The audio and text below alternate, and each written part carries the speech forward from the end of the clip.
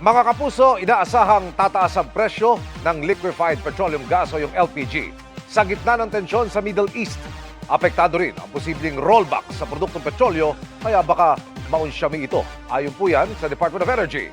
Nakatutok si Mariz Umali. Ito na marahil ang the great equalizer sa kusina. Mapabahay man, karinderya, o kahit mga restaurant gumagamit ng LPG. Kaya nababahala ang resto bar owner na si Jess sa anunsyang price hike ng Liquefied Petroleum Gas Marketers Association o LPGMA.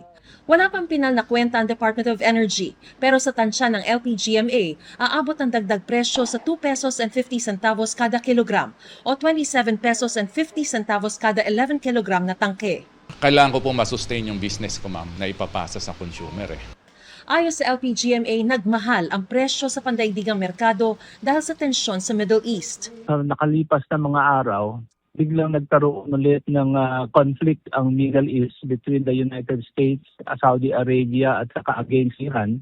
So yan ang nag-trigger ng price increase ng LPG. Mahirap na raw asahan ang pagbaba ng presyo ng LPG sa mga susunod na buwan.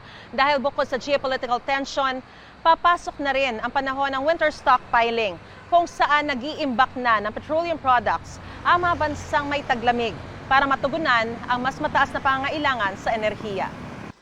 Payo ng LPGMA sa publiko, Pag magluluto, pag sabay-sabay na nila yung mga ingredients nakahanda na dapat, pagka ginawa nila yan, they will be saving mga around 20% of their consumption.